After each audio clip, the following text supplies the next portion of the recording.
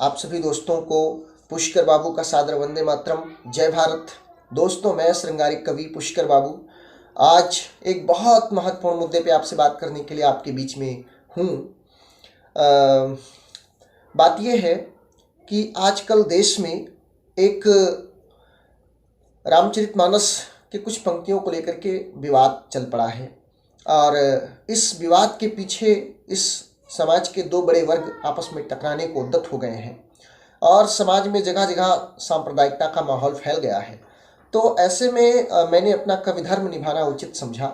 मैंने सोचा कि कविता जो लोक मंगल करती है, क्योंकि काव्य और साहित्य का एक बड़ा उद्देश्य लोक मंगल होता है और इसी के पीछे सारा साहित्य लिखा जाता है। तो मैंने एक कवि होने के नाते ये सोचा कि क्यों ना समाज में ऐसे माहौल को देखते हुए समाज के राष्ट्रीय एकता और अखंडता को सुनिश्चित करने के लिए कुछ बातें आपसे मैं करूं, और इसलिए मैं आपके बीच में इस वीडियो को डाल रहा हूं। आप अंत तक पूरी वीडियो को देखिए और हो सकता है कि समाज का ये जो तनाव है वो मेरे इस बात को सुन करके खत्म हो जाए। मैं उस दिशा में कोशिश कर रहा हूं। तो सुनिएगा, पूरी वीडियो को लास्ट तक मेरी बातों को सुनिएगा। मैं ये मानता हूं कि कोई भी विचारधारा किसी भी व्यक्ति का विरोध नहीं करती।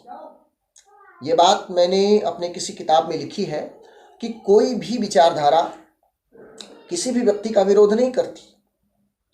हाँ, व्यक्ति को विचारधारा को समझने में कुछ भ्रम हो सकता है।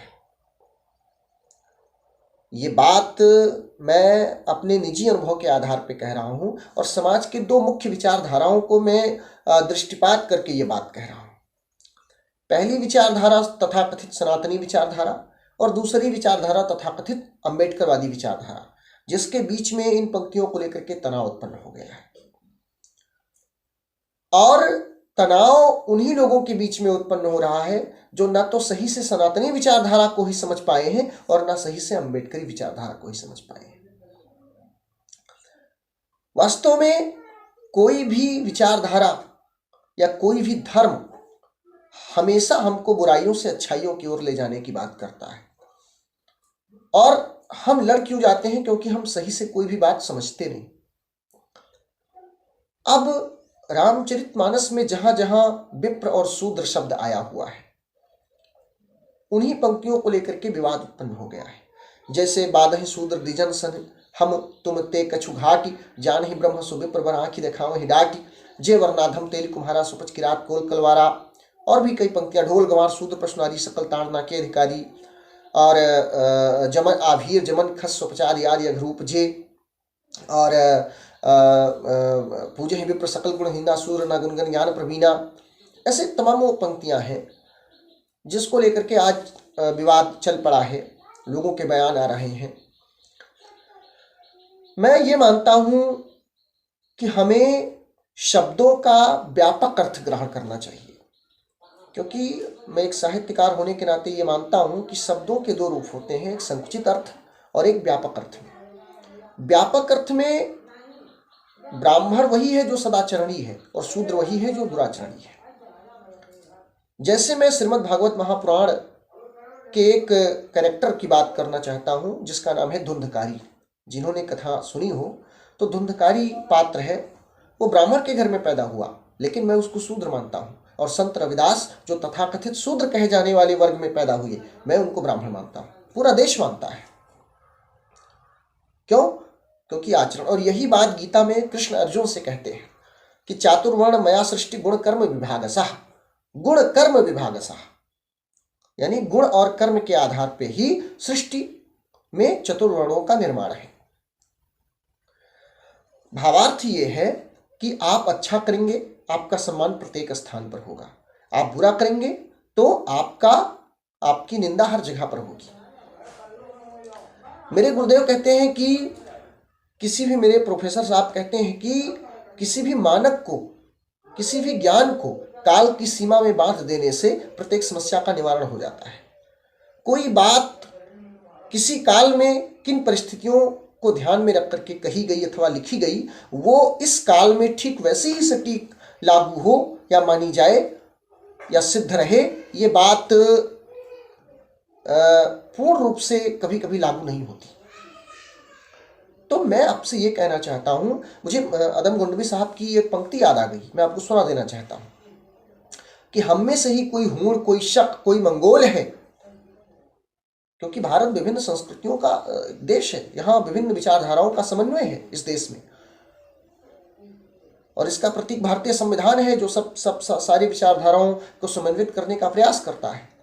तो हम में से ही कोई शक, कोई हूण, कोई मंगोल है। भारत की संस्कृति की एक बड़ी विशेषता रही है कि यहाँ जो भी आया इसको आत्मसात करता गया। तो मैं कहना चाहता हूँ कि हम में से कोई शक, कोई हूण, कोई मंगोल है, और दफन है जो बात, उस बात को मत छेड़िए। दफन है जो बात, उस बात को मत छेड़िए। अगर गलतियां बाबर की थी तो जुम्मन का घर क्यों जले? अगर गलतियां बाबर की थी तो जुम्मन का घर क्यों जले? ऐसे नाजुक वक्त में हालात को मत छेड़िए। ऐसे नाजुक वक्त में हालात को मत छेड़िए। है कहाँ हिटलर, हलाकू, जार या चंगेज खां? मिट गए सब कौम की औकात को मत छेड़िए, और छेड़िए एक जंग मिलजुल कर गरीबी के खिलाफ। छेड़िए एक जंग मिलजुल कर बेरोजगारी के खिलाफ। छेड़िए एक जंग मिलजुल कर सांप्रदायिकता के खिलाफ। दोस्त मेरे महजबी नगमात को मत छेड़िए। दोस्त मेरे महजबी नगमात को मत छेड़िए। हमें इस देश में राष्ट्रीय एकता और अखंडता को सुनिश्चित बनाए रखना है, अस्थायी बनाए रखना है। इसलिए मैं आपसे ये बात कहना चाहता हूँ कि समाज में जातिवाद का मुख्य कारण, मैंने अपनी एक किताब में लिखा है कि समाज में जातिवाद का मुख्य कारण पूर्वाग्रह है। जैसे चमार शब्द सुनते ही किसी ब्राह्मण के दिमाग में ये आ सकता है कि किसी गड्ढे में मटमैले पानी के बीच में और वही गंदे रूप में जो है मछली को पकड़ता हुआ, डगन को बझाए हुए एक व्यक्ति का दृश्य उभरे, तो फिर वो जातिवाद ही करेगा सामने बैठे हुए व्यक्ति से। और अगर उसी चमार शब्द को सुनते ही किसी ब्राह्मण के दिमाग में संत रविदास का चित्र उभरे तो वो सम्मान करेगा सामने वाले व्यक्ति का। तो ये पूर्वाग्रह। अब पूर्वाग्रह उत्पन्न कैसे हुआ समाज में, इस पर भी बड़े चर्चा की जरूरत है। पूर्वाग्रह उत्पन्न कैसे हुआ और ये पूर्वाग्रह तोड़ा कैसे जा सकता है, हमें इस बात पर चिंतन करना चाहिए। हमें इस बात पर चिंतन नहीं करना चाहिए कि किसी समय में क्या लिखा गया और आज की डेट में उस पर हम लड़ाई करें। हमें इस बात पर बिल्कुल चिंतन नहीं करना चाहिए। समस्याएं अगर हैं तो उनके निदान के बारे में हम सोचें, हम उन समस्याओं को लेकर के आपस में लड़े ना।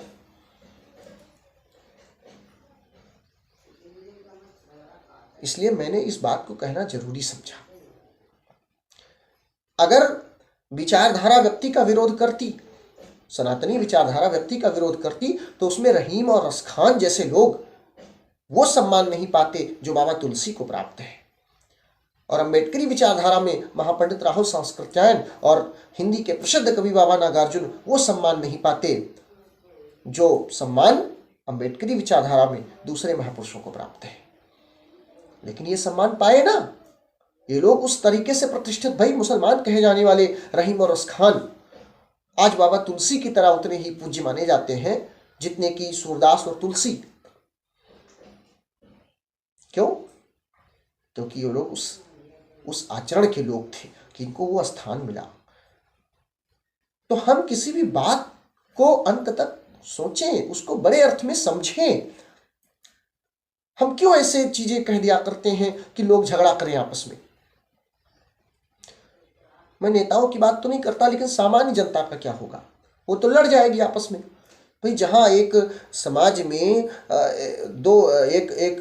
जो है ब्राह्मण है और एक तथाकथित और एक वो है तथाकथित जो है शूद्र वर्ग का है, आपस में रहना है एक जगह पे। हिंदू मुसलमान को एक जगह रहना है, सिख ईसाई को एक जगह रहना है, तो उसके बीच में कहीं विद्वेष ना उत्पन्न हो जाए, सांप्रदायिकता ना उत्पन्न हो जाए, उसके बीच की मोहब्बत खत्म ना हो जाए।